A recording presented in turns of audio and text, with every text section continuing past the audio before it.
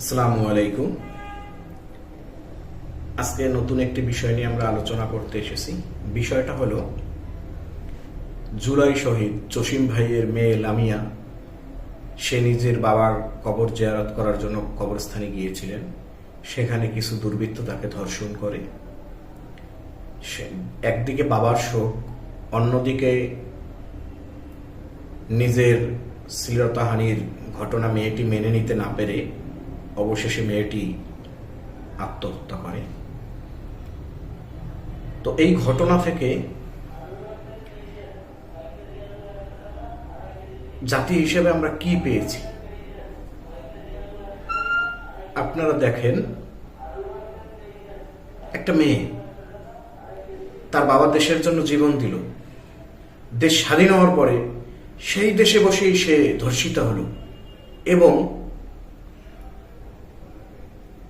সেই ধর্ষণের কষ্ট সহ্য করতে না পেরে সে আত্মহত্যা করল।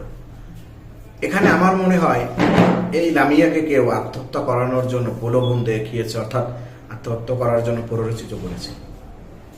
তো এই কাজগুলো যারা করেছে বা যারা করছে তাদের কি বিচার হওয়া দরকার না? অবশ্যই তাদের বিচার হওয়া উচিত। এরা,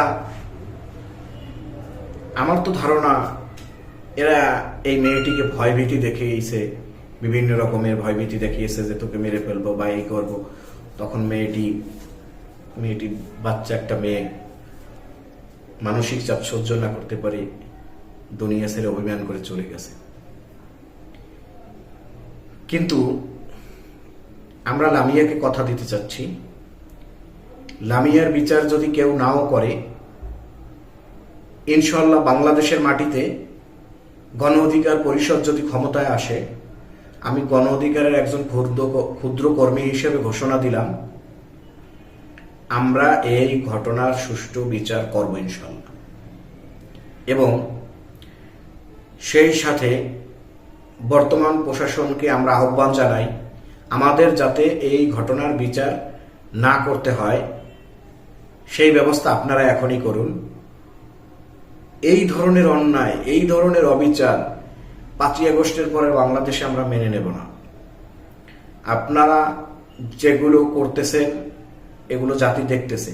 আপনাদেরকে পলিথিন বন্ধ করানোর জন্য রাষ্ট্র ক্ষমতায় আনা হয় নাই। আপনারা পলিথিন বন্ধ করানোর আইন করে যাবেন, সংস্কার করে যাবেন, এজন্য আপনাদেরকে রাষ্ট্র ক্ষমতায় আনা হয়েছে। আপনাদেরকে খাল খনন করার জন্য ক্ষমতায় বসানো হয়নি। আপনারা খাল খনন করে কেউ যাতে টাকা